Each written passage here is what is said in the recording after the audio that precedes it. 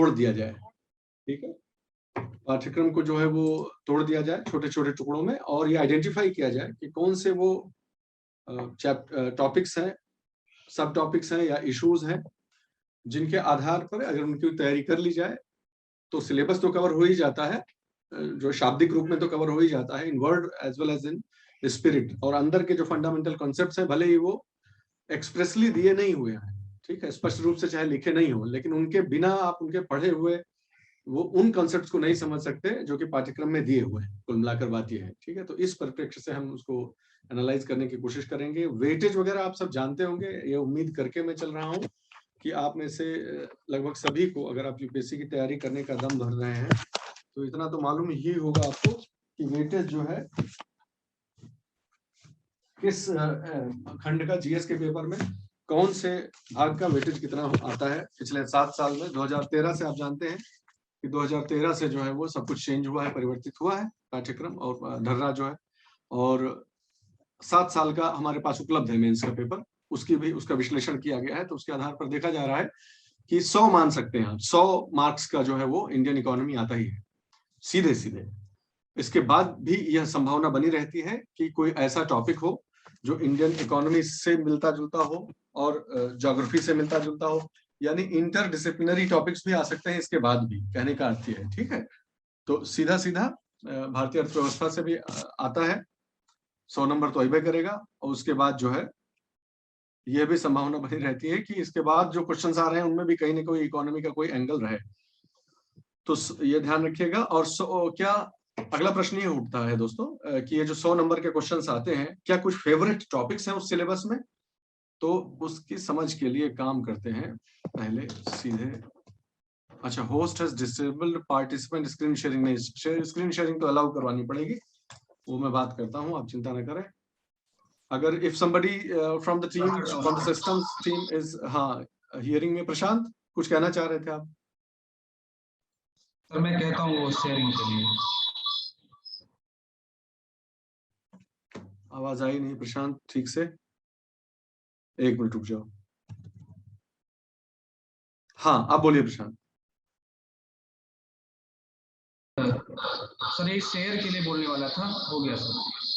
अच्छा okay okay, हाँ अभी it is allowing now, fine, perfect. Screen share कर लेते हैं एक बार और फिर हम सब देखते हैं कि इंडियन इकोनॉमी के सिलेबस को कैसे समझा जाए। आइए सिलेबस पे एक नजर डालते हैं। सबसे पहली चीज जो मैं आपको बताना चाहता हूँ, इसका हिंदी भी हम बोलते जाएंगे, चिंता करने की जरूरत नहीं, लेकिन मेरा हमेशा से यह आग्रह रहता है कि जो इस तरह की बोलचाल की भाषा, हिंदी अंग्रेजी जो है, बोलचाल की अंग्रेजी है ये एक्चुअली, कोई बहुत ज्यादा क्लिष्ट या कठिन उसका स्वरूप नहीं है। तो इस प्रकार की इंग्लिश भी अगर नहीं आती है तो इसका मतलब आगे कहीं ना कहीं रोड़ा तो आने ही वाला है। तो अननेसेसरी अपने आप को भुलावे में रख कर कि अभी पढ़ लेते हैं हिंदी में, बाद में जब जरूरत पड़ेगी तब इंग्लिश में तैयार कर लिया जाएगा, ऐसा नहीं हो पाता है दोस्त। हम लोग उस रास्ते से गुजरे हुए हैं ना, इसलिए समझते हैं ऐसा कभी नहीं होगा। तो आपके लिए सबसे आसान तरीका बता देता हूँ, जिसको जिसको अंग्रेजी में समस्या आ रही है, उसका सबसे आसान तरीका है, क्योंकि आपके पास हॉलीवुड मूवीज देखने का समय नहीं है, आप छात्र जीवन में हैं अभी, तो उतना समय नहीं नष्ट कर पाएंगे। That is one of the best ways to learn English, okay, सबसे आसान तरीका, लेकिन वो अभी समय नहीं है हमारे पास। तो आप अखबार जो है ना, अखबार भी सामान्य बोलचाल की भाषा में ही लिखा जाता है, आप अखबार पढ़ा करिए अंग्रेजी, उसे अवॉइड मत करिए, मेरा विश्वास कीजिए। कुछ लोग ऐसे जानते हैं, जैसे कई बार होता है ना कि हिंदू, द हिंदू या इंडियन एक्सप्रेस, मैं किसी का ब्रांड एम्बेसडर नहीं हूँ, मैं किसी कोई पक्षपात नहीं है, मैंने पढ़ा भी नहीं अखबार, बिना अखबार मैं नहीं पढ़ पाया अपनी तैयारी के दिनों में, एक कमजोरी रही मेरी। तो मैं निष्पक्ष भाव से कह रहा हूँ कि कोई भी एक अंग्रेजी अखबार चुन लीजिए, उसे जरूर पढ़िए, उससे भागिए मत कि हम तो हिंदी में पढ़ेंगे, और वो ठीक है, लेकिन अंग्रेजी अखबार पढ़िए, उससे आपको आ जाएगा, आपकी मजबूरी हो जाएगी। हिंदी अखबार ना पढ़िए कुछ दिन, महीने भर सिर्फ अंग्रेजी अखबार ही पढ़िए, फिर मजबूर हो जाएंगे आप उस इंग्लिश को, काम चलाओ इंग्लिश को समझने के लिए। एक तरीका ये होता है, ठीक है, अपने आप को कई बार कष्ट देना पड़ता है, तब जाके आगे बढ़ पाते हैं हम लोग, ठीक है। तो जनरल स्टडीज पेपर 3 में आप जानते हैं इंडियन इकोनॉमी का जो पार्ट है, और जो समझने वाली बात है कि उसका जो हेडिंग दिया हुआ है वो सिर्फ जो है वो एक 2 शब्दों का, उसको युग्म मत समझिए, इकोनॉमिक डेवलपमेंट, इसमें बहुत गहरी मीनिंग छिपी हुई है, इसमें गहरी मीनिंग ये छिपी हुई है, अब यहीं से विश्लेषण सीखिए। इसमें जो मुख्य बात छिपी हुई है वो ये है दोस्तों कि आप इनमें से नीचे लिखी हुई चीजों में कुछ भी पढ़ें, किसी भी गहराई तक पढ़ें और किसी भी उसका कवरेज कितना भी रखें, लेकिन उसका जो एंगल है, पर्सपेक्टिव ऑफ एनालिसिस जो है, एनालिटिकल पर्सपेक्टिव हमेशा इकोनॉमिक डेवलपमेंट होना चाहिए। तो पहली सीख हमको यहीं से मिल जाती है कि नीचे बताई गई कोई भी चीज पढ़िए, उसको जोड़कर जो है वो आर्थिक विकास की तरफ ही ले जाना है।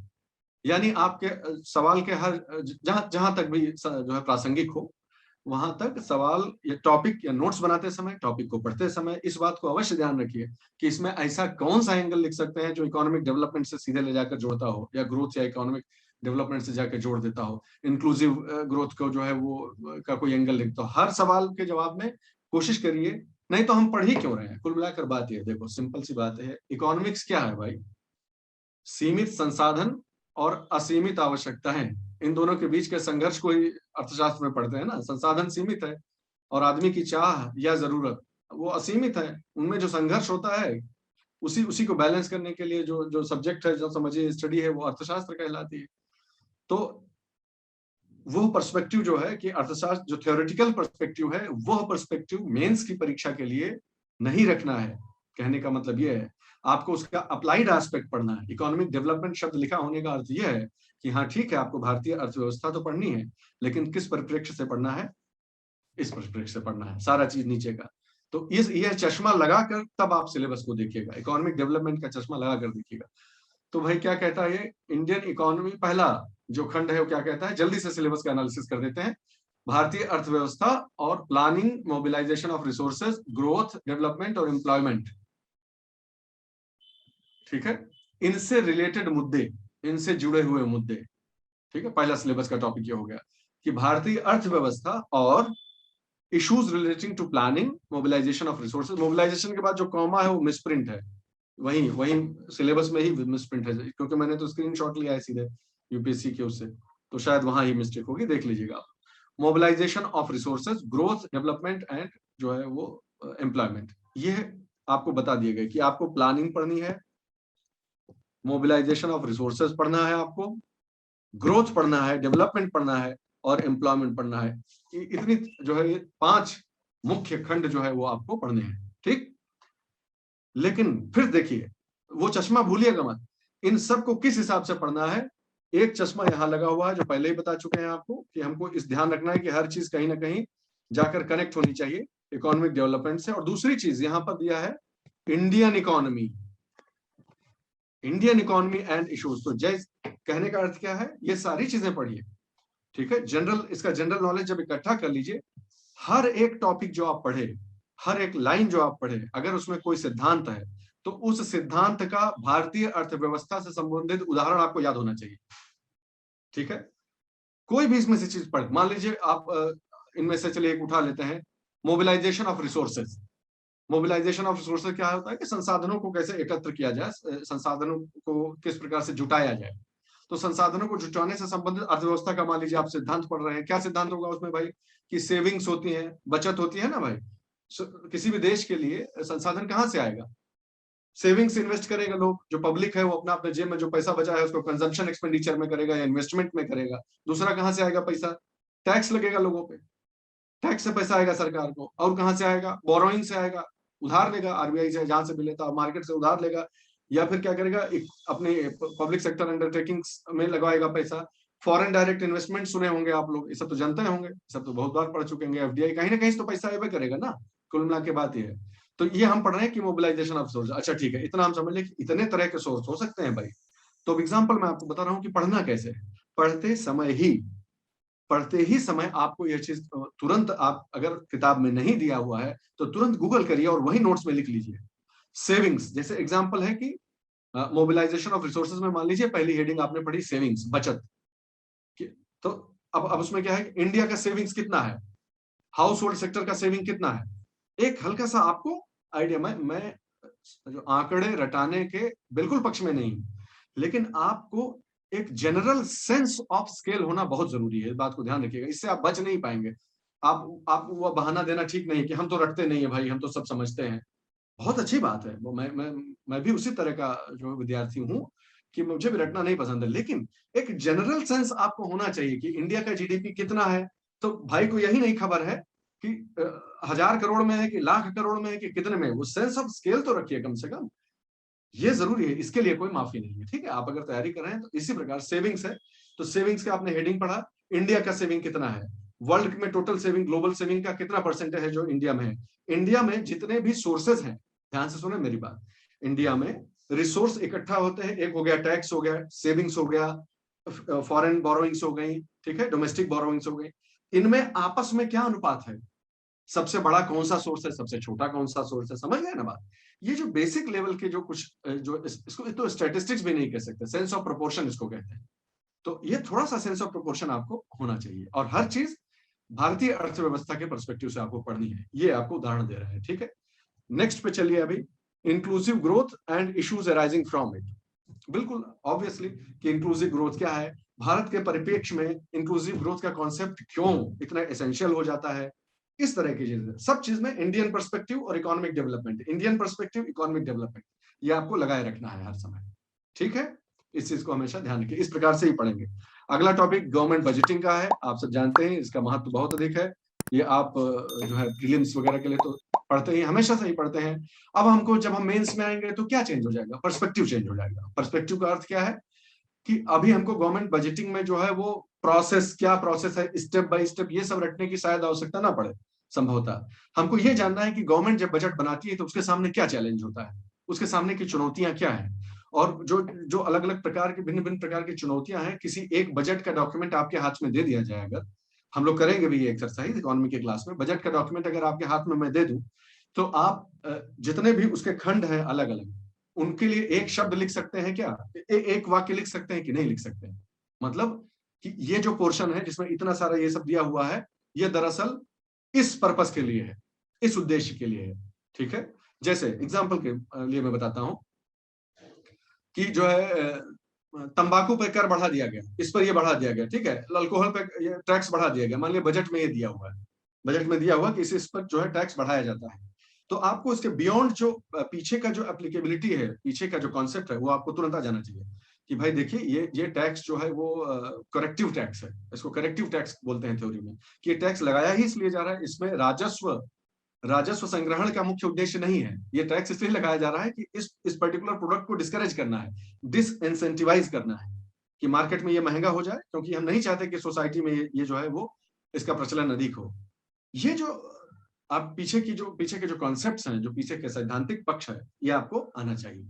बजट का कोई भी हिस्सा पढ़े तो सबसे पहले मैक्रो इकोनॉमिक उसका पर्सपेक्टिव आपको आ जाना चाहिए कि दरअसल ये टैक्स या ये पर्टिकुलर बजट का भाग इसलिए जो है वो लगाया गया है, ठीक है।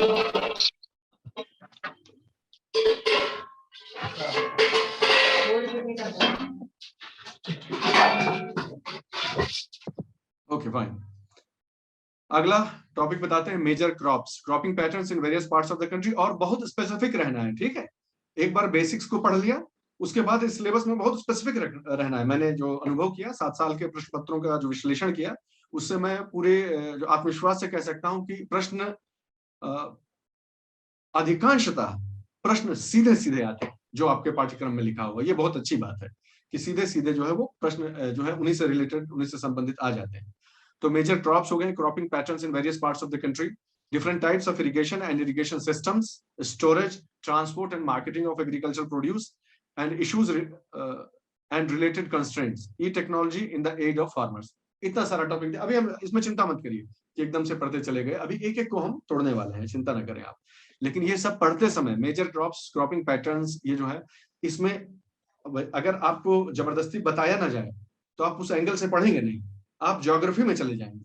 खतरा ये है, ध्यान से सुनिए मेरी बात, यह इंडियन जो है इकोनॉमिक डेवलपमेंट का एक हिस्सा बताया गया है ना, तो यही यहाँ पर स्मार्ट जो इंटेलिजेंट वर्क है वो ये है, इंटेलिजेंट काम हमको ये करना है कि ये चैप्टर पढ़ते समय, ये टॉपिक पढ़ते समय आप कहीं बहुत ज्यादा ज्योग्राफिकल ना हो जाइए, आप इसमें जो है ना डेवलपमेंटल जो पर्सपेक्टिव है वो बनाए रखिए कि मेजर क्रॉपिंग पैटर्न्स जो है इंडिया के क्या हैं। चलो मान लीजिए कि बहुत ज्यादा फेवरेट है उनका, वो पूछते रहते हैं हर साल, अक्सर पूछते रहते हैं कि जो है चावल गेहूं, राइस व्हीट क्रॉपिंग सिस्टम जो है, क्रॉपिंग पैटर्न है, उसमें उसकी क्या विशेषताएं हैं, वो क्यों एक सक्सेस हो गया, या उससे क्या नुकसान हो रहा है, इस तरह का पूछते हैं। अब देखिए, अब आप जो है प्योरली ज्योग्राफिकल तरीके से पढ़ेंगे तो आप उनकी क्रॉप्स की क्या रिक्वायरमेंट है, चावल की क्या रिक्वायरमेंट है, कितना पानी चाहिए, कहाँ उगाया जाता है, भारत में यहाँ पाया जाता है, आप इस पे ही रुक जाएंगे, अच्छे से नहीं पढ़ पाएंगे। हमको जाना कहाँ तक है कि राइस व्हीट सिस्टम है, चावल गेहूं का जो कॉम्बो सिस्टम है रबी और खरीफ का, वहां वो जिन क्षेत्रों में उगाया जाता है वहां पर इससे वहां के जनजीवन में क्या फर्क आया है, ठीक है, ये क्यों एक प्रॉफिटेबल क्रॉप रही है या नहीं रही है, और एक एक दृष्टि से देखिए तो ये लाभदायक है, तो इन इन कारणों से लाभदायक है, और किस दृष्टि से वो हानिकारक है, उसने क्या क्या नुकसान किया है, कि एज अ क्रॉप खुद तो कर ले गया मान लीजिए, लेकिन राइस सिस्टम है मान लीजिए, उसने वाटर टेबल को जो है वो डिप्लीट कर दिया, या फिर कोई और नुकसान कर दिया, या फिर जो वो हो रही थी, बात हो रही थी कि उसके लिए पर्माकल्चर, इस सब तरह की चीजें भी पूछ भी लिया यूपीएससी प्रीलिम्स में, अगर मुझे ठीक से ध्यान आ रहा है। तो ये राइस और वीट सिस्टम से होने वाले नुकसान के लिए नई नई जो है वो चीजों के बारे में सोचा जा रहा है कि इसको कैसे वापस रिस्टोर किया जाए। तो कहने का अर्थ यह है कि जन जीवन पर एक सामान्य रूप से क्या प्रभाव उसका पड़ रहा है, और आर्थिक दृष्टिकोण से उसका क्या महत्व है, ये जो चीजें हैं इस पर्सपेक्टिव से आपको पढ़ना है इस चीज को, न कि केवल आप जो है भौगोलिक दृष्टिकोण से पढ़िए, ये बहुत जरूरी है। Transport and marketing of agricultural produce. अब ट्रांसपोर्ट की बात आई तो ट्रांसपोर्ट की बात में आपको क्या जानना है इसमें, कि जो है ट्रांसपोर्ट का क्या रोल है एग्रीकल्चरल प्रोड्यूस में, जो पेरिशेबल आइटम्स होते हैं, फॉर एग्जांपल मैं आपको उदाहरण दे रहा हूँ, जो पेरिशेबल आइटम्स होते हैं जो कि ज्यादा दिन स्टोर नहीं किए जा सकते, उनका क्विक ट्रांसपोर्ट क्यों जरूरी हो जाता है। जैसे मैं उदाहरण के लिए आपको बताता हूँ, बहुत आपको तुरंत कोरिलेट हो जाएगा। गन्ना आप जानते ही हैं, गन्ने की जो खेती होती है उसमें आप जानते हैं कि कटने के बाद, गन्ना कटने के बाद, हम लोगों ने शायद हल्का सी चर्चा की थी जब भूगोल पढ़ रहे थे, गन्ना कटने के बाद जितनी जल्दी ट्रांसपोर्ट होके मिल तक पहुंच जाए उतना ही अच्छा। जैसे जैसे समय आप ज्यादा लगाते जाते हैं उसमें जो शुगर कंटेंट है जो कि आगे चलकर काम आने वाला है वो बिगड़ता जाता है, ठीक बात है। तो अब देखिए इसका, इसमें हम कोई साइंस एंड टेक्नोलॉजी, बायोलॉजी या उसकी बायोकेमिस्ट्री नहीं पढ़ रहे हैं, लेकिन हम ये जानते हैं कि अगर ट्रांसपोर्ट फैसिलिटीज अच्छी रहेंगी तो जो शुगर कंटेंट है शुगर केन में वो बना रहेगा, मेंटेन रहेगा, जल्दी से पहुंच जाएगा। And that is why the farmer का, जो किसान का जो आर्थिक लाभ है, जो प्राइसेस उसको मिलेंगी, जो जो उसको फायदा होगा वो अधिक होगा। बहुत सिंपल सी बात। एक दूसरा एग्जांपल ले लीजिए, मान लीजिए कोई एक ऐसी फसल है जिसमें जिसमें वाटर कंटेंट बहुत है, ठीक है, और मान लीजिए कि वो तौल के बिकती है, उदाहरण दे रहा हूं आपको हमारे आपके जो है सामान्य जनजीवन से, मान लीजिए वो चीज तौल के बिकती है, ठीक है, तो तौल के जब अगर वो चीज बिकती है तो जितनी जल्दी आप बेचेंगे उसमें वाटर कंटेंट उतना ज्यादा रहेगा, ठीक बात, तो उसको भाव ज्यादा मिलेगा। अगर वही चीज सूखती जाएगी तो वो वजन उसका किसान का कम होता जाएगा। You understand my point, the central idea is this. हम ये नहीं कह रहे हैं कि बेईमानी प्रमोट करनी चाहिए, उसको पानी में भिगो के तब बेचना चाहिए जैसा कि होता है ठेलों ठेलों पर अक्सर। मैं बस ये कह रहा हूं कि these are also important factors which affect the overall profitability of crops. तो ट्रांसपोर्ट के कितने एग्जाम्पल्स ले सकते हैं जान लीजिए। फिर अब कॉन्सेप्ट आप समझ गए, कॉन्सेप्ट सिर्फ समझने से लेकिन काम नहीं आता है। अब इसमें आप अच्छे से कॉन्सेप्ट की जो धागा है उसमें ही मोती पिरो कर रखा जा सकता है। खाली बिखरा हुआ मोती रखेंगे आप, फैक्ट्स ये भी जानता हूं ये भी जानता हूं, लेकिन कॉन्सेप्ट नहीं मालूम है तो भी बेकार है, और सिर्फ धागा हो और उसमें मोती ना हो तो भी बेकार है। मेंस का जो की है, वो मेंस की जो है उसकी कुंजी यही है कि आप एक कॉन्सेप्ट जानते हो और उससे रिलेटेड एक दो एग्जाम्पल आपको आता है। माना कि सब कुछ याद करना संभव नहीं है, कम से कम उतना कर लीजिए उदाहरण के तौर पे। अब ट्रांसपोर्ट का अंदर का फंडा मान लीजिए हम समझ गए। अब हमको क्या जानना है कि जो है ये कैसे होता है भाई, ये डेयरी प्रोडक्शन जो है, मिल्क के लिए जो है ट्रांसपोर्ट में क्या क्या चैलेंजेस आते हैं। तो पता चला कि भाई खराब हो जाता है दूध अगर बहुत लॉन्ग डिस्टेंस ट्रेवल है। तो क्या हुआ, पता चला कि गाड़ी में ही ऐसी व्यवस्था कर दी कि फ्रीजर लगा हुआ है गाड़ी में, कोल्ड कोल्ड जो है, और जहां पर स्टोर करना है वहां कोल्ड चेन फैसिलिटीज जो है वो कर दी। तो ये पूरे इंफ्रास्ट्रक्चर को एक बर्ड्स आई व्यू की तरह आप समझ लीजिए, और फिर इनमें क्या क्या चैलेंजेस आते हैं, नंबर 1 हो गया, क्या क्या अपॉर्चुनिटीज हैं जिनमें इंप्रूवमेंट होना चाहिए, और नंबर 3 हो गया गवर्नमेंट ने क्या क्या इनिशिएटिव लिए। हो गया, इतने में आप टॉपिक कवर हो जाएगा। सबसे पहले कॉन्सेप्ट समझ गए, रोजमर्रा के, हमारे आपके रोजमर्रा के सामान्य जीवन से संबंधित क्या चुनौतियां हैं। हमारे चाचा, हमारे ताऊ, फूफा, हमारे घर वाले भी तो किसान है ना यार, हम लोग वैसे ही फैमिली से हैं, तो वो एक्चुअली क्या उनकी प्रॉब्लम्स हैं, उस चीज से आपको रिलेट कर लीजिए। नंबर 1 हम बोले थे, आपको याद होगा, इंफॉर्मेशन आपको जो है वो बहुत जरूरी है, इंफॉर्मेशन आपको आना ही चाहिए, ठीक है, लेकिन इंफॉर्मेशन के साथ साथ आपका एक ओपिनियन भी हो और एक विजन भी हो। ये 3 चीज हमेशा ध्यान रखें। जब भी मेंस के लिए पढ़ रहे हो, इंटरव्यू के लिए पढ़ रहे हो, तो 3 चीज हमेशा याद रखें, ना आप इंफॉर्मेशन में कमजोर होइए, ना आप ओपिनियन बनाने में पीछे हटिए, और ना आपका विजन कमजोर हो। और ये 3 चीजों में इस परिप्रेक्ष्य में कैसे लागू होगा? मान लीजिए ट्रांसपोर्ट या मार्केटिंग आपने पढ़ा, मार्केटिंग का आपने अंडरस्टैंडिंग समझ लिया, जनरल जो है जनरल प्रॉब्लम समझ लिया आपने, फिर आपने समझा कि देश में कौन कौन से इंस्टीट्यूशंस हैं, ठीक है, एपीएमसी हो गया, जैसे एपीएमसी हो गया जो मंडी होती है, मंडी समिति और जो सब हो गया, ये सब जान लिया हल्का सा। गवर्नमेंट की कोई स्कीम है क्या, वो हल्का सा पढ़ लिया, एंड दैट्स ऑल, आपका कंप्लीट हो गया। फिर आपसे पूछा जाए कि जरा बताओ यार क्या क्या कदम उठाए गए हैं और क्या क्या बाकी है। याद रखिएगा, घूम घुमा कर ये 2 सवाल अवश्य पूछेगा कभी भी कोई भी टॉपिक पढ़ रहे हो इकोनॉमी में, क्या क्या कदम उठाए गए हैं और क्या क्या बाकी है। अगर सिर्फ ये 2 सवाल आप पूछना शुरू कर देंगे हर चीज के पीछे, तो हम लोग बहुत वेल प्लेस्ड हो जाएंगे, हम लोग अच्छा खासा जानकारी हो जाएगी, अच्छा स्कोर करने लायक हो जाएंगे। 50%, 40% क्रॉस कर जाएगा आपका स्कोरिंग, 100%। ये 2 सवाल बिना इसका जवाब दिए आगे मत बढ़िए, ठीक है, चाहे किससे पूछना पड़े, गूगल करना पड़े, हमसे बात करनी पड़े, टेक्स्ट बुक में नहीं दिया हो तो तब तक आगे मत बढ़िए उस टॉपिक से, जब तक आप इन 2 सवालों का जवाब न मिल जाए कि ये जो टॉपिक लिखा हुआ है, जैसे एग्जाम्पल इसे यहीं पर ले लीजिए, अगला अगला ही टॉपिक ले लीजिए, issues related to direct and indirect farm subsidies. हाँ, फार्म सब्सिडीज का एग्जांपल है, मान लीजिए हमने पढ़ लिया, ये फार्म सब्सिडी क्या होता है भाई, ये होता है, कितने तरह का होता है भाई, इतने तरह का होता है, सरकार ने अभी तक क्या क्या किया है और क्या क्या किया जाना चाहिए, और क्या क्या किया है में ये आ गया कि जो जो किया था उसमें गड़बड़ क्या क्या हुआ। ये बार बार हमको बताना नहीं पड़ना चाहिए, सिंपल सी बात है, कॉमन सेंस है, आप लोग मेच्योर स्टूडेंट्स हैं। क्या क्या किया है, इसमें ये क्वेश्चन ऑटोमेटिकली आ गया कि जो जो किया है वो काहे कम पड़ रहा है भाई, क्या दिक्कत क्या हो रहा है। बस अगर ये कवर कर ले गए then you are thorough with your study. मैं आपको बता रहा हूं कि बिना इन प्रश्नों का उत्तर पाए हुए अगर आप आगे बढ़ जा रहे हैं तो आप यूपीएससी का प्रिपरेशन नहीं कर रहे हैं, आप खाली बुक रीड कर रहे हैं। ये एक बहुत फाइन डिस्टिंक्शन है, आप जान जाएंगे धीरे धीरे, हम लोग अब इकोनॉमी पढ़ेंगे जब तो आप समझ जाएंगे कि अगर आप इन प्रश्नों का उत्तर दिए बगैर आपका सिलेबस चैप्टर कंप्लीट हो जा रहा है तो आप एनसीईआरटी तो पढ़ रहे हैं लेकिन यूपीएससी की तैयारी नहीं कर पा रहे हैं।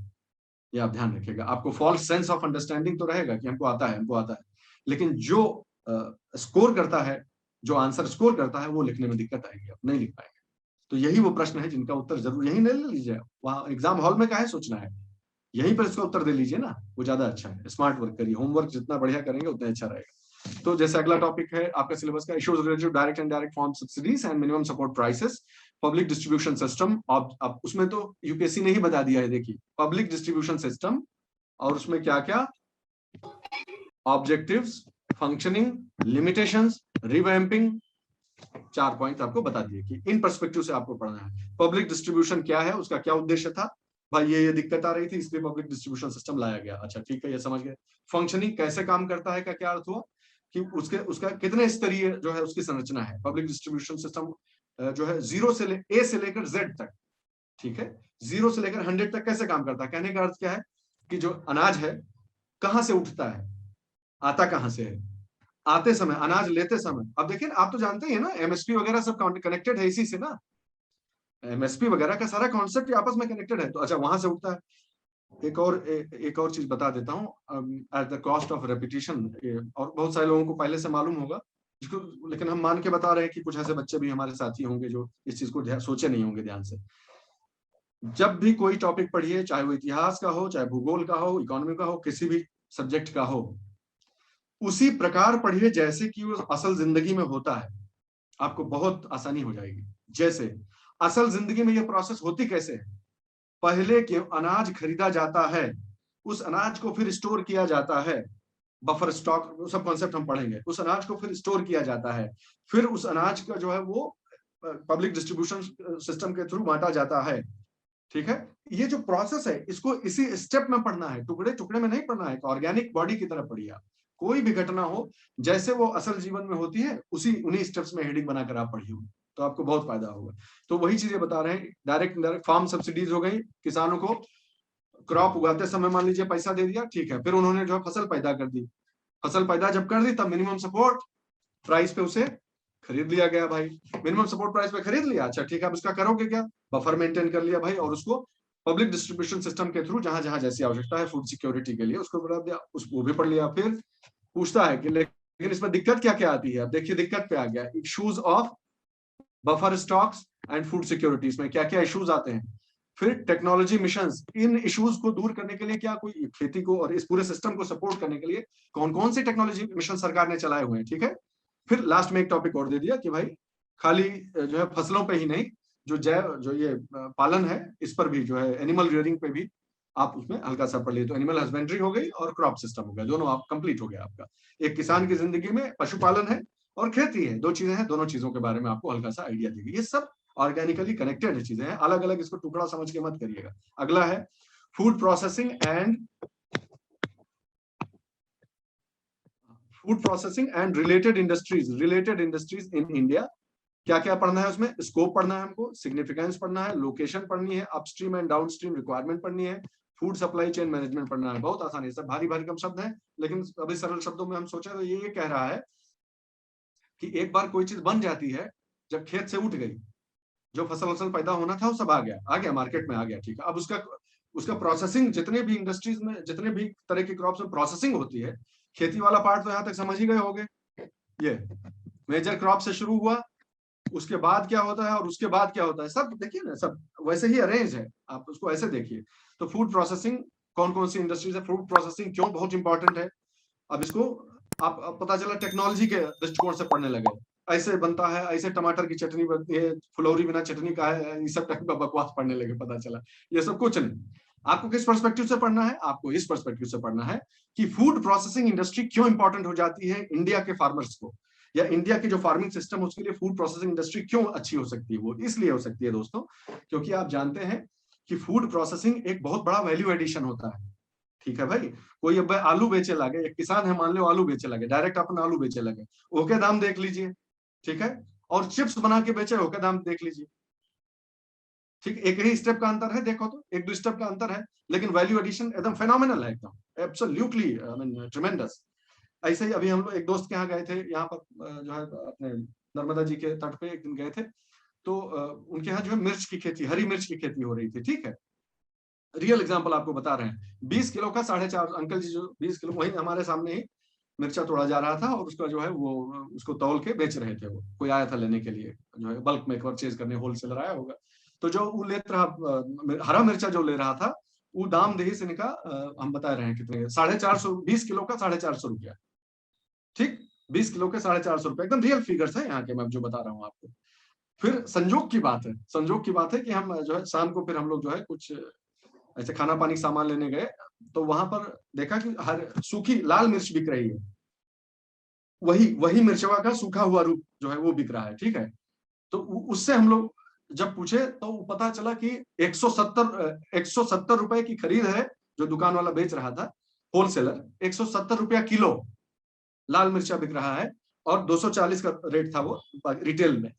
आप समझिए हमारी बात, वापस जाते हैं, अब आप इस इकोनॉमी को समझिए कि जो हरेर मिर्चा रहा, हरेर मिर्चा खेत से सीधे तोड़ा हुआ, वो कब कितना रुपए किलो हुआ जी? इतना गणित तो जनता हो गए। 20 किलो का 450 रुपया बोरी, 450 रुपया बोरी अगर बेच रहा है 20 किलो का, तो कितना हुआ? 22 रुपए जैसा हुआ, कितना हुआ बताओ? 22.5, ऐसे कुछ आएगा, है 22-23 रुपया किलो हुआ, ठीक बात है। और वही चीज रिटेल में सूखा मिर्चा बेच रहा है कितने में? 220, 220, 10 टाइम्स, 10 टाइम्स का डिफरेंस हुआ जा रहा है, वैल्यू एडिशन हुआ जा रहा है। अंतर क्या है? सूखा है वो, सूखा है तो ठीक बात है कि उसमें से पानी निकल जाएगा तो वजन भी तो कम हो जाएगा, वो ठीक है, लेकिन कितना कम हो जाएगा? 10 गुना थोड़े कम हो जाता है। आप समझ रहे हैं ना मैं जो समझाना चाह रहा हूँ, कि जो वैल्यू एडिशन बहुत इंपॉर्टेंट इंडस्ट्री है अपने आप में। वैल्यू एडिशन वाली जितनी भी इंडस्ट्रीज हैं वो बहुत इंपॉर्टेंट है, और अगर अगर उन्हें जो है लोकलाइज कर दिया जाए तो बहुत ड्रास्टिक इंप्रूवमेंट हो सकता है। फार्मर्स और छोटे लेवल के जो भी उस सेक्टर से जुड़े हुए लोग हैं, उनकी इनकम इंप्रूवमेंट जो है वो डबलिंग ऑफ फार्मर्स इनकम, आप सुनते रहे होंगे कि कैसे किसान की आमदनी को दोगुना किया जाए। ये बहुत बड़ी चुनौती है, ठीक है, आज हमारे सामने आर्थिक चुनौती। तो ये उस परिप्रेक्ष्य से आपको पढ़ना है, मेरा कहने का अर्थ ये। तो food processing and related industries in India, scope, significance क्या है, वही जो अभी बात कर रहे थे हम, कि इनका सिग्निफिकेंस क्या है, आखिर क्यों हम इनको पढ़ रहे हैं। फिर लोकेशन, बहुत इंपॉर्टेंट चीज है लोकेशन। जैसे सवाल पूछ लिया था हमको, अगर ध्यान से, अगर हम गलत नहीं याद कर रहे हैं, तो पूछा था कुछ कि राजस्थान फूड प्रोसेसिंग इंडस्ट्री में, नॉर्थ वेस्ट इंडिया में, नॉर्थ वेस्ट इंडिया की जो उत्तर पश्चिमी भारत है, उसमें फूड प्रोसेसिंग जो इंडस्ट्रीज हैं उनके लोकेशन की बहुतायत होने का क्या कारण है? वो देगी मसाला और ये सब रहा नहीं, कितना सारा बनता है यहाँ पर सारा राजस्थान में और इसी इसी एरिया में। तो उसका क्या कारण है? तो उसको बहुत सारे फैक्टर्स आ जाएंगे। हम अभी वो पर्पस नहीं है, वो तो हम लोग पढ़ेंगे। आपको सिर्फ मैं उदाहरण दे रहा हूँ यह बताना कि किस परिप्रेक्ष्य से आपको पढ़ना है। तब उसका अब ये तो पढ़ लिए कि हाँ भाई इसलिए राजस्थान में इस प्रकार की इंडस्ट्रीज इस कारण से है, ये तो भौगोलिक हो गया, ये तो भौगोलिक चीज हो गई। अब उसको लैंड, लेबर, कैपिटल जो फैक्टर्स ऑफ प्रोडक्शन कहलाते हैं, उनके परिप्रेक्ष्य से उसका एनालिसिस किया कि यहाँ पर चीप लेबर मिलता होगा, यहाँ पर ये रॉ मटेरियल की सप्लाई अच्छी होती होगी, इसलिए यहाँ पर, यहाँ तक समझ गए, ठीक है, यहाँ पर रुकना नहीं है। अगली चीज, इस इंडस्ट्री को सपोर्ट करने के लिए गवर्नमेंट ने क्या कुछ किया है, उसका अगला सवाल, और क्या किया जा सकता है। और लास्ट में, इस इंडस्ट्री ने लोकल लेवल पे वहां के उस मैक्रो, उस पर्टिकुलर एरिया के आर्थिक सामाजिक आर्थिक जनजीवन पर क्या प्रभाव छोड़ा है। पर कैपिटा इनकम में कोई बढ़ोतरी हुई है, ह्यूमन डेवलपमेंट कुछ बेटर हुआ है, इस तरह से हमको पढ़ना है। इस इंडस्ट्री के वहां लोकेटेड होने से क्या कोई कोई कोई हेल्थ हजार्ड्स हुए हैं, दूसरा साइड भी पढ़ना है कि कुछ नुकसान भी हुआ है क्या, कुछ फायदा हुआ है, माइग्रेशन पर कुछ प्रभाव पड़ा है क्या। ये सब इकोनॉमी ही तो है, ज्योग्राफी और इकोनॉमी का कंबाइंड कॉन्सेप्ट। लेबर इधर से उधर माइग्रेट किया है या उधर से इधर आया है, कैपिटल कहाँ माइग्रेट की है, पैसा राजस्थान से गुजरात में आया है, गुजरात से राजस्थान में गया, हुआ क्या, वो क्या रहा है। गुजरात स्टेट में मान लीजिए लिकर बैन है, लिकर जो है दारू जो है वो बिहार में और गुजरात जानते ही बंद है। अब इसका सोशियो इकोनॉमिक क्या इम्पैक्ट है, सामाजिक आर्थिक क्या प्रभाव पड़ रहा है। तो पता चल रहा है कि बहुत सारे बड़े बड़े, I am just taking an imaginary example, do not think that I am commenting with an authority, मुझे नहीं मालूम, मैं एग्जांपल ले रहा हूँ कि पता चला कि सारे जितने बड़े बड़े बदमाश थे, ये पक्ष आपको देखना है, बड़े बड़े जो बदमाश मान लीजिए हैं जो क्राइम में जो इन्वॉल्व थे, वो स्मगलिंग में ही लग गए, ठीक है, उनके लिए स्मगलिंग इतना प्रॉफिटेबल हो गया कि वो दूसरे क्राइम्स से हट गए, उनको अभी किडनैपिंग करके रिस्क लेने का जरूरत नहीं है, वो मान लीजिए स्मगलिंग करते हैं तो उसी से उनको प्रॉफिट होता है। फिर सरकार कैसे स्टेप्स लेती है इनको तोड़ने का, तो समाज में बाकी क्राइम्स कम हो जा रहा है। तो लगता हमारे आपको क्या लगेगा कि जो है सोशियो इकोनॉमिक इम्पैक्ट इसका क्या है, हमको लगेगा कि क्योंकि गुजरात में जो है वो लिकर बैन है हो गई है, इसलिए यहाँ पर जो है लॉ एंड ऑर्डर जो है वो बेटर है। जबकि उसका पक्ष क्या है, गहराई वाला पक्ष हो सकता है इसलिए क्योंकि सारा बदमाश उसमें बिजी है, इसलिए नहीं कि लोग दारू पी के बवाल नहीं कर रहा है। इस परस्पेक्टिव आपको बहुत एनालिटिकल रखना है, ठीक है, उस प्रकार से हम पढ़ेंगे तो समझ में आएगा। फिर अगला बोलते हैं कि अपस्ट्रीम डाउनस्ट्रीम रिक्वायरमेंट्स, कि वही बात बैकवर्ड और फॉरवर्ड लिंकेज जिसको बोलते हैं कि भाई ये इंडस्ट्री है, फूड प्रोसेसिंग इंडस्ट्री है, फूड प्रोसेसिंग इंडस्ट्री तक माल आने में, लेबर आने में, स्किल्स आने में कितनी प्रोसेसेस इन्वॉल्व है और उनको कैसे कैसे ठीक किया जा सकता है। और फूड प्रोसेस हो जाने के बाद, ठीक है, अपस्ट्रीम और डाउनस्ट्रीम इसी को बोलते हैं। देखिए ये मान लीजिए वो इंडस्ट्री है, एक मान लीजिए कोई अपने घर में इंडस्ट्री चला रहा है, तो यहाँ तक माल आने में जो भी तकलीफ, कठिनाइयां, चुनौतियों का सामना करना पड़ रहा है वो हम पढ़ते हैं कैसे, अपस्ट्रीम, वो अपस्ट्रीम हो गया। और डाउनस्ट्रीम का मतलब ये हो गया कि जब माल बनके तैयार हो गया तब उसे किन किन डिफिकल्टीज का सामना करना पड़ता है, कि अभी जो बिचौलिए लगे हुए हैं, दलाल बीच में पैसा खा जा रहे हैं, ठीक है, डायरेक्ट हम जो है बेच नहीं पा रहे हैं, पैकिंग की फैसिलिटी नहीं है, क्वालिटी कंट्रोल का हमारे पास नहीं है, टेस्टिंग मशीन नहीं है कि हमारे क्वालिटी को टेस्ट, उसके आईएसओ या आईएसआई सर्टिफिकेशन जो है, आईएसआई सर्टिफिकेशन हमारे पास अच्छे से नहीं हो पा रहा है, प्रोडक्ट को रजिस्ट्रेशन में दिक्कत आ रही है, इसको ऑनलाइन बेचने में दिक्कत आ रही है, थिंग्स लाइक दैट। ये डाउनस्ट्रीम जो इश्यूज है वो आप उसको समझ सकते हैं, ठीक है। अगला है लैंड रिफॉर्म्स इन इंडिया, ये तो मुझे लगता है मुझसे अधिक ही आप सभी लोगों को आता होगा, इतना आप पढ़ चुके होंगे और सर ने हिस्ट्री में भी पढ़ाया हुआ है आप लोगों को अच्छे से। लेकिन यहाँ पर बस वही बात है कि हमको क्या क्या समझ लेना है, उसका सोशियो इकोनॉमिक पर्सपेक्टिव से आप समझिए कि अच्छा भारत के अलग अलग हिस्सों में, देश के अलग अलग हिस्सों में अलग अलग तरह का बंदोबस्त था, अलग अलग तरह के वो चलते थे, ठीक बात है। उनसे जो है लैंड, फिर लैंड सीलिंग एक्ट आया, इस तरह से कंसोलिडेशन किया गया, जो है बहुत सारे प्रोसेसेस हुए। इन सब से आज की तारीख में जब हम वहां के जो है एग्रीकल्चरल सेक्टर को देखते हैं तो आज की तारीख में वो आपस में कैसे कंपेयर करते हैं, तो वो जो ऐतिहासिक यात्रा है, जो उनकी जर्नी है, उस वो आज के वर्तमान सामाजिक आर्थिक स्थिति को उस एरिया के कैसे प्रभावित करती है, ये इस पर्सपेक्टिव से आपको पढ़ना है कि भाई यहाँ पर ये मतलब 50 प्रॉब्लम है। माना कि जो है चलो बिहार वाला एरिया ले लीजिए, बिहार वाला जो एरिया क्षेत्र है उसमें किसानों की बहुत सारी समस्याएं हैं, उनमें से कौन सी वो समस्याएं हैं जो इसलिए है क्योंकि यहाँ पर ये फलाना बंदोबस्त था। ये अंडरस्टैंडिंग आपको डेवलप करनी है कि इसमें से कौन कौन सी वो समस्याएं हैं जिनको सीधे जोड़ा जा सकता है क्योंकि यहाँ पर फलाना देश के उसमें कोई कहीं पर स्थायी बंदोबस्त था तो उसका क्या प्रभाव पड़ रहा है, आज वो कैसे देखने को मिल रहा है, उसके क्या आफ्टर इफेक्ट्स हैं, उसके परिणाम क्या आ रहे हैं, दुष्परिणाम या सुपरिणाम कैसे आ रहे हैं, ये सारी चीज आपको इस पर्सपेक्टिव से पढ़िए। लैंड रिफॉर्म कर देने से जो है वो फिर अर्बनाइजेशन, जहां अर्बनाइजेशन हो रहा है, सिटीज एक्सपैंड कर रही है, मान लीजिए अहमदाबाद सिटी एक्सपैंड कर रही है, गांव की तरफ बढ़ रही है, और फिर लैंड एक्विजिशन हो रहा है मान लीजिए, तो ये रिलेटेड टॉपिक्स भी पढ़ लीजिए कि भूमि अधिग्रहण किया जाता है जहां पर, वहां पर फिर जो कंपेंसेशन मिलता है। एग्जाम्पल मैं आपको बताता हूँ, बहुत बड़े उदाहरण दे रहा हूँ, डायरेक्टली से रिलेटेड नहीं, लेकिन आप समझ जाएंगे। नाम नहीं लूंगा, लेकिन एक पर्टिकुलर जो बांध परियोजना है, ये हम लोग थोड़ा बहुत सोशल वर्क से जुड़े रहते हैं, तो इसलिए हमारे नॉलेज में आया। तो बांध परियोजना एक थी जिसमें जो विस्थापित होते हैं ना, उनको आप जानते हैं कि कॉम्पेंसेशन मिलता है और नई जगह पर जो है वो फिर से पुनर्स्थापित किया जाता है। तो हम लोगों ने एक स्टडी में क्या पाया, और वो आई ओपनर था, आंख खोल देने वाली चीज थी, कि जो पैसा मिल जा रहा है, क्योंकि इलेक्ट्रॉनिक आइटम्स जो है वो बहुत अफोर्डेबल हो गए हैं पिछले, आप देखिए तो पहले तो मोहल्ले में जो है एक तो टीवी हुआ करता था, हम लोगों को याद है कि एक आंटी रही, उनके यहाँ जो कलर टीवी देखे लिए मार रहा कि कलर टीवी आया उनके यहाँ, वही में बवाल हो जा रहा था। ठीक है, एक कलर टीवी और एक गुलदस्ता था जो रंग बदलता था। ये दो चीज का इतना इतना भयानक, तुम लोग क्या जानो झूठे सिर हिला रहे हो, तुम लोग तो बहुत बाद पैदा हुए, हम लोग जानते हो। ठीक है, तो खैर अभी भी कई जगहों पर वो स्थितियां हैं। तो इलेक्ट्रॉनिक आइटम्स बहुत अफोर्डेबल हो गए हैं, तो ये लोग क्या किया, सारा जो कंपेंसेशन का पैसा था, which was suppose to be a long term asset for them, बहुत से लोग जो बच्चे जो ना समझ या कह लीजिए जिस भी कारण से, उन्होंने उसे कंजम्पशन एक्सपेंडिचर कर डाला सारा पैसा, तो झोपड़ी में रह रहा है, पुनर्स्थापित हुआ है ना, वहां से विस्थापित हो गए, तो अभी तो परमानेंट जगह नहीं मिली, तो रह तो झोपड़ी में रहा है, लेकिन जो है झोपड़ी के अंदर जो है वो सैमसंग और उसका टेलीविजन चल रहा है एलईडी, और ऊपर जो है वो डिश लगा हुआ है।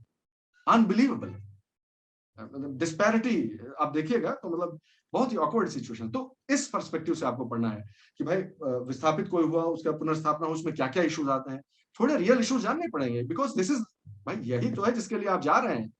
आप में से पता नहीं किसका क्या उद्देश्य होता है सर्विस में आने का, हमारा लोगों का उद्देश्य यही था कि इन सब चीजों में हम अपना हिस्सेदारी कर सकें ना, ये डेवलपमेंट की जो प्रोसेस है उसका हिस्सा बनना चाहते हैं, तभी तो सर्विस में आए थे, या इसमें आप आना चाह रहे हैं।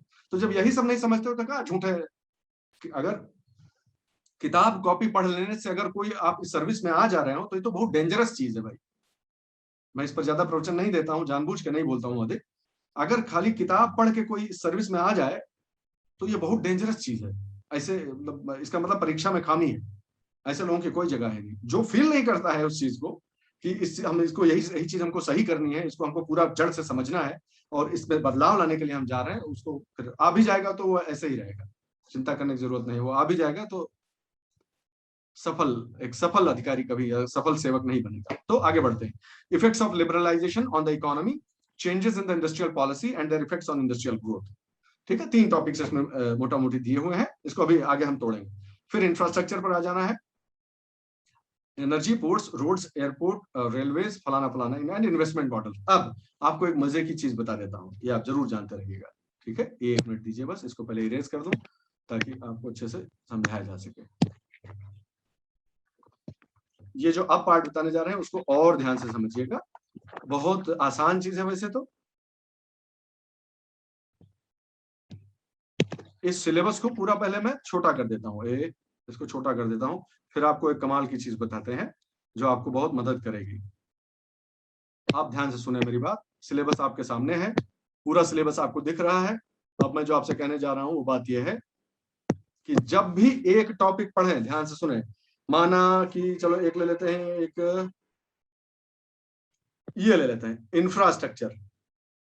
मान लीजिए हमने इंफ्रास्ट्रक्चर पढ़ा, अब इसी सिलेबस में ध्यान से देखें कि इस टॉपिक, ये जो इंफ्रास्ट्रक्चर का टॉपिक जो अभी अभी हमने पढ़कर खत्म किया है, और कौन से टॉपिक से जोड़ा जा सकता है, समझ गए बात?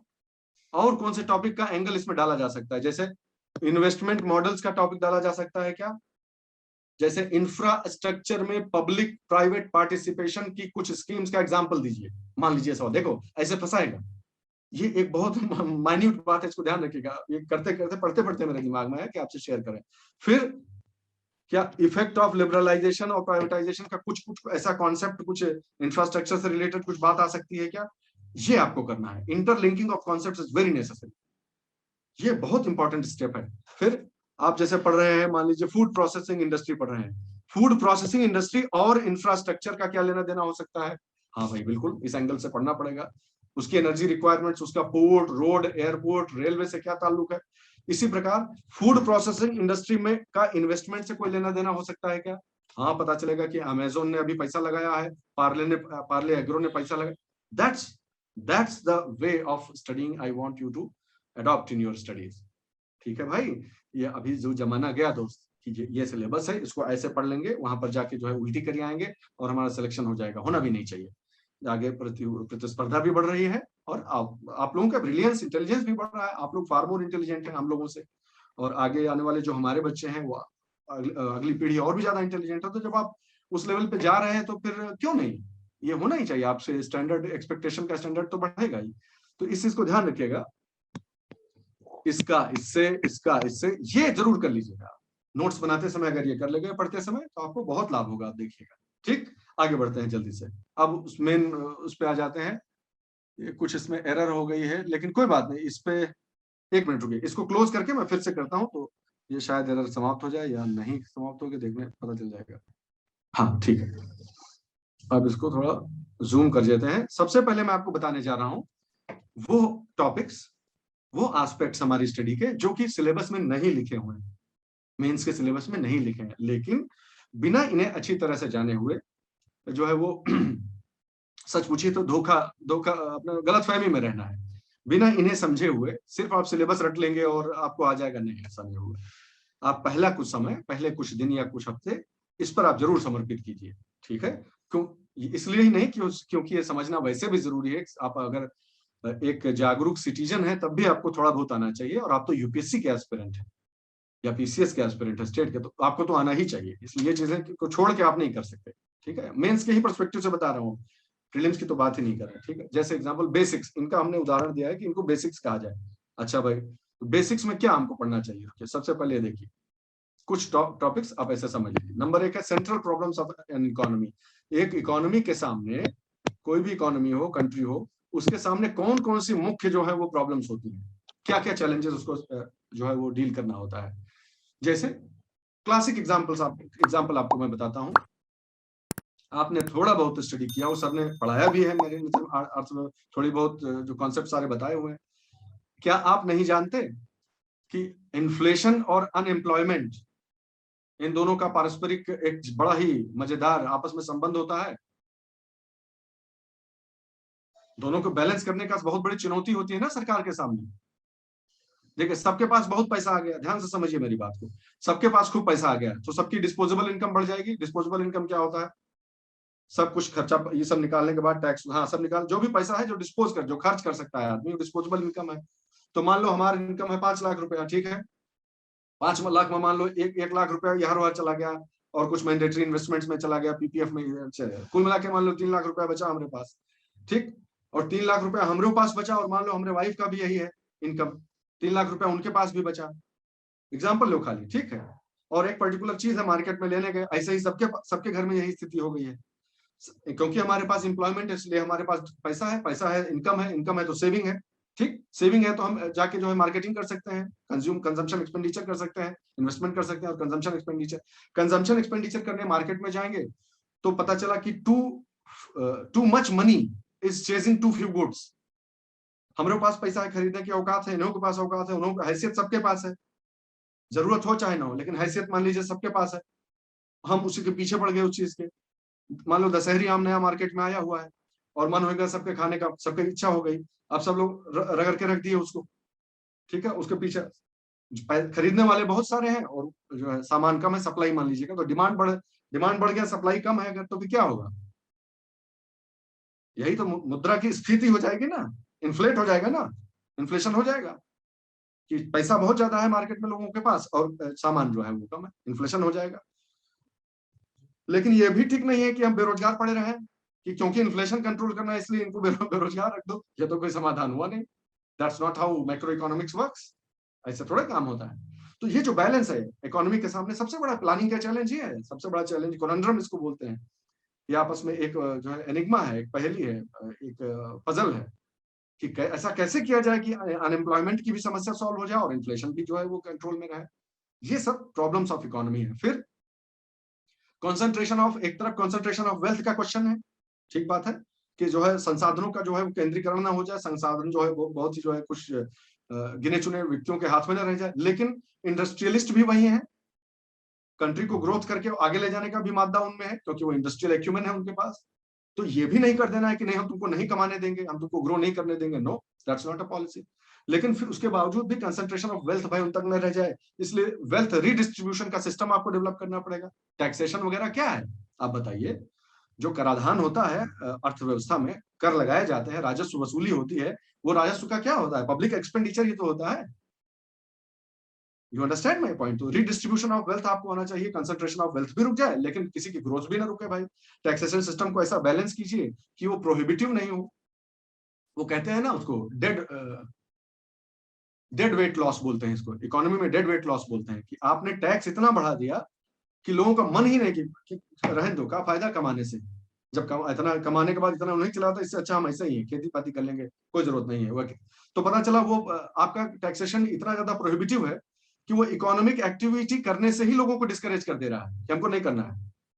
ऐसा हुआ है। मैं खैर अभी वो पढ़ाने का समय नहीं है, आगे कक्षाएं आएंगी, मैं एग्जांपल देता आपको यूरोपियन कंट्री का, आगे देंगे, ठीक है? समझते जाइए। तो central problems of an economy क्या है? जो उस चेयर पे बैठे हुए हैं, ठीक है, प्लानिंग कमीशन हुआ या जितने भी लोग हैं, ये जिस चेयर पे बैठे हुए हैं, वो नीति आयोग हुआ, वो किस दृष्टि से देखते हैं, कौन कौन सी वो चुनौतियां और समस्याएं हैं जो राष्ट्र की, जो उनके सामने उपस्थित रहती हैं, और उनका समाधान कैसे निकालते हैं, आपको आना चाहिए। हिंदुस्तान की, अगर इंडिया स्पेसिफिक ना भी आवे तो कम से कम इतना जानिए कि अंडर डेवलप्ड इकोनॉमी का और डेवलप्ड इकोनॉमी की अलग अलग समस्याएं क्या होती है। विकासशील जो अर्थव्यवस्थाएं हैं और विकसित अर्थव्यवस्थाएं हैं, उनके आपस में क्या संबंध, उनकी समस्याएं चुनौतियां क्यों अलग अलग है, और उनका समाधान वो अलग अलग तरीके से कैसे निकालते हैं, ये आना चाहिए आपको, है कि नहीं? अगली बात है ऑर्गेनाइजेशन ऑफ इकोनॉमिक एक्टिविटीज। जो इकोनॉमिक एक्टिविटीज होती है वो कैसे ऑर्गेनाइज है? मनी मार्केट क्या होता है, ठीक है, सिक्योरिटीज मार्केट क्या होता है, क्या चीज इसमें होती है भाई? भारत में ये अलग अलग जो सिस्टम मार्केट्स हैं, इसमें क्या डीलिंग होती है, उनकी क्या मुख्य समस्याएं हैं, स्कैम कैसे हो जाया करता है, इकोनॉमिक एक्टिविटी, मार्केट प्लेस क्या होता है, मार्केट इक्विलिब्रियम क्या होता है, ये सारी चीजें आपको हल्का हल्का फुल्का आइडिया आना चाहिए, ज्यादा नहीं मैं इसमें कहता। डिमांड एंड सप्लाई, ठीक है, माइक्रो इकोनॉमिक्स का वैसे तो पार्ट है, और माइक्रो इकोनॉमिक्स कहा था कि नहीं नहीं इतना थ्योरेटिकल होने की जरूरत नहीं है, लेकिन मैं आपको बताऊं, जितना इसमें लिखा है उतना हल्का सा आइडिया आपको कम से कम होना चाहिए। मैं बहुत सोच समझ कर किया हूँ, मेरे सामने भी चुनौती थी कि इतना रखा जाए कि आप एकदम से निरुत्तर ना हो जाए, कहीं कोई पूछ ले तो, लेकिन उसमें बहुत ऊर्जा ना आपकी नष्ट हो जाए, समय और ऊर्जा ना चला जाए। ये वो कॉन्सेप्ट है जो इतना आपको जानना पड़ेगा, जानना चाहिए, ठीक है? फिर प्रोडक्शन एंड कॉस्ट हो गया, market equilibrium and the invisible hand, उसे हम बताएंगे, चिंता न करिए। इकोनॉमिक थॉट्स क्या की, जैसे और कुछ ना हो तो यह आना चाहिए कि कैपिटलिज्म क्या होता है भाई, मार्क्सिज्म क्या होता है, डेमोक्रेटिक सोशलिज्म किसको कहते हैं, आना चाहिए। इतने सालों से उस पर डिबेट हो रहा है, समझ रहे हैं। गांधीयन फिलोसफी क्या थी, गांधीयन इकोनॉमिज्म, इकोनॉमिक थॉट क्या था, ठीक है, ट्रस्टीशिप क्या होती थी, आज वो रेलेवेंट है कि नहीं, पता चला यही क्वेश्चन आ गया कि आने वाले समय में जो है वो हम लोग लिए थे ना एग्जाम्पल कहीं पे, ये कुछ ऐसा याद आ रहा है, ऐसा एक सवाल बना के डाले थे, हाँ, जो वो सेशन था हमारा कि क्वेश्चन का एनालिसिस कैसे किया जाए, समझा कैसे जाए, कि जैसे मार्क्सिज्म जो है वो ऑब्सोलीट हो गया, आज के समय में जो है वो अप्रासंगिक हो गया, वैसे ही धीरे धीरे गांधीयन प्रिंसिपल्स हैं इकोनॉमी के, वो भी ऐसे ही हो जाएंगे। एक सवाल बना दिया ऐसे, तो बेसिक आइडिया आपको होना चाहिए। फिर बेसिक्स ऑफ माइक्रो इकोनॉमिक्स जो है, माइक्रो इकोनॉमिक्स की क्या बेसिक फंडामेंटल 4-5 प्रिंसिपल, बस बहुत बहुत आसानी से हम लोग करेंगे, चिंता नहीं करिए। National income and it's measures, राष्ट्रीय आय क्या होती है और कितने तरीके से इसको नापा जा सकता है। लेकिन अब आप यूपीएससी की तैयारी कर रहे हैं, आपको खाली वो नहीं चलेगा एनसीईआरटी का ज्ञान, तो आपको आगे क्या डाल देना है इसमें कि नेशनल इनकम कितने तरह से नापा जाता है और इतने अलग अलग तरीकों की जरूरत क्यों है, कौन सा किस पॉइंट पे जाके कमजोर पड़ जाता है, कौन सा कहां जाके फिर वो हेल्पलेस हो जाता है, वो सही से रिफ्लेक्ट नहीं करता है, तो फिर कहा जाता है कि नहीं ये इससे नहीं होगा, दूसरा वाला ह्यूमन डेवलपमेंट इंडेक्स लगाओ, या पता चला वो बोलता है परचेजिंग पावर पैरिटी लगाओ, पीपीपी लगाओ, इसमें से कहा जीडीपी कहां तक सफल है, ठीक है, जो है फिर बोलता है कि इससे सब बेकार है। सबसे इंपॉर्टेंट चीज क्या है, happiness index, gross happiness index होनी चाहिए। मैं आदमी हैप्पी ही नहीं है तो क्या फायदा विकसित हो। You understand my point? तो अलग अलग तरीके से कैसे नेशनल इनकम को और उसके डेवलपमेंट लेवल को, वेलफेयर को नापा जाता है, और कौन सा मेजरमेंट का तरीका क्यों कमजोर पड़ जाता है, किन परिस्थितियों में कमजोर पड़ जाता है, ये आपको मालूम होना चाहिए। क्या लिमिटेशंस है उसकी, क्या शॉर्टकमिंग्स है। फिर जीडीपी और वेलफेयर का आपस में क्या संबंध है, money and banking, inflation and unemployment, अभी हम बात ही कर रहे थे, गवर्नमेंट